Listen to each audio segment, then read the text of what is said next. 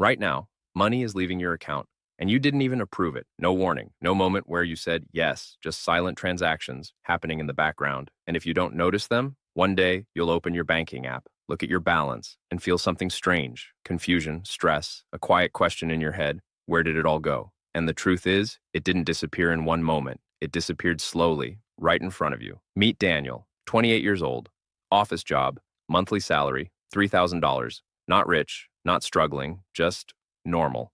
He wakes up at 7, commutes to work, grabs coffee, pays his bills on time. Sometimes he saves a little, sometimes he doesn't. From the outside, his life looks completely fine. No chaos, no financial disasters, just a stable routine. And that's exactly why this story matters, because Daniel doesn't feel broke.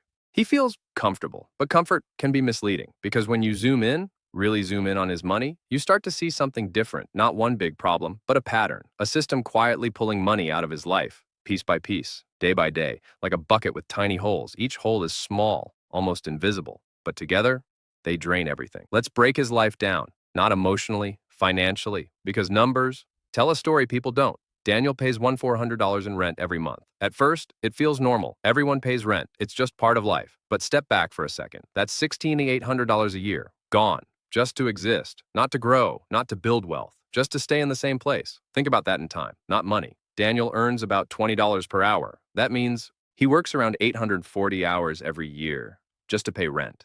That's over 4 months of his life, gone, every single year, for a roof over his head. And here's the part no one talks about. Next year, it goes up. When $400 becomes $1,500, then was $600. But his salary barely moves, maybe 3%. So even though Daniel feels like he's standing still, he's actually moving backwards, slowly, quietly, without realizing it. Now, let's talk about debt. Daniel has $6,000 in credit card debt. Not crazy, not unusual, in fact, very normal. His minimum payment is $180 per month. It feels manageable, like he's handling it. But here's what's really happening. That card has around 20% interest. So every month, a large part of his payment isn't reducing the debt. It's feeding the interest. Imagine pouring water into a glass, but there's a hole at the bottom. No matter how much you pour, it never fills up. That's Daniel's debt. He's putting in effort. He's making payments. But he's not escaping.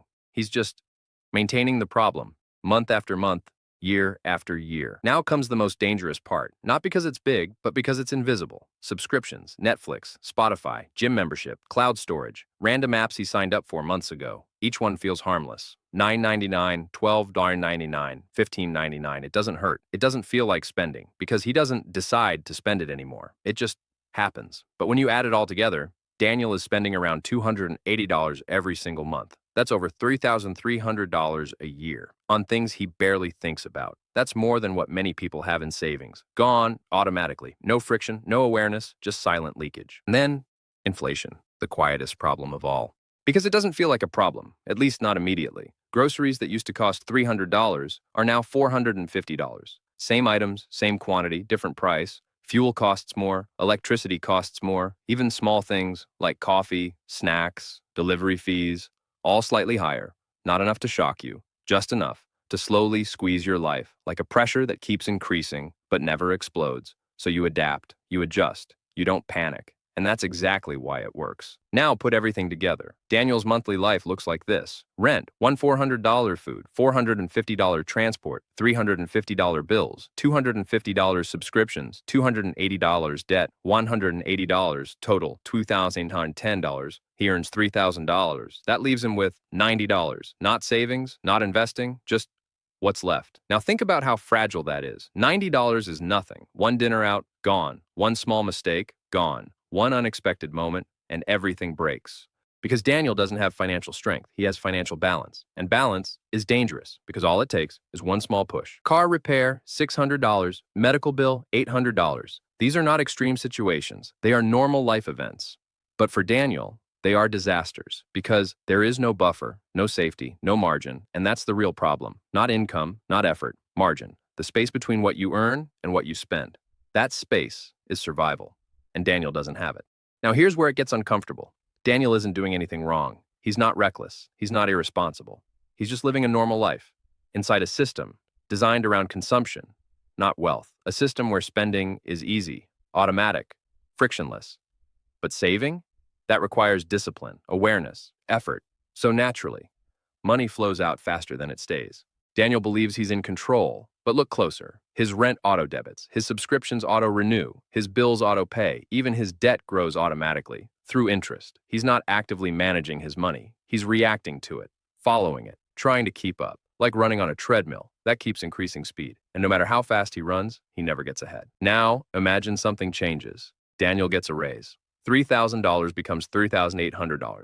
Finally, relief. Or at least, that's what he thinks. But then life upgrades. A better apartment, a nicer car, more convenience. And slowly, his expenses rise again, until one day, he's back in the same position. No savings, no margin, just a higher version of the same trap. Because the problem was never income, it was the structure of his life. And here's the scariest realization. There is no big mistake in Daniel's story, no dramatic failure, no moment where everything went wrong, just small decisions, normal habits, repeated every single day, which means you don't need to mess up your life to go broke. You just need to follow the default path. People imagine financial collapse like an explosion, something loud, sudden, obvious. But in reality, it's quiet. It builds slowly until one day, one missed paycheck, one emergency, one unexpected expense pushes everything over the edge, and suddenly it all falls apart, not because of that moment, but because of everything that came before it. So understand this clearly. You're not broke because you failed. You're not broke because you didn't try hard enough. You're broke because the game was never designed for you to win. A system where spending is encouraged and saving is ignored. Where comfort is sold, but stability is not. And this isn't just Daniel. This isn't just one country. This is happening everywhere. People living normal lives, thinking they're fine, while slowly being drained. So here's what you need to do. Not something complicated, not some extreme strategy, just awareness. Go back, look at your last 30 days of spending. Not the big things. You already know those. Look at the small ones, the automatic ones, the invisible ones. The money that left without you even thinking about it. Because that's where the truth is. That's where your control is hiding, and that's where everything starts to change. Because awareness is the moment you stop leaking and start taking your money back.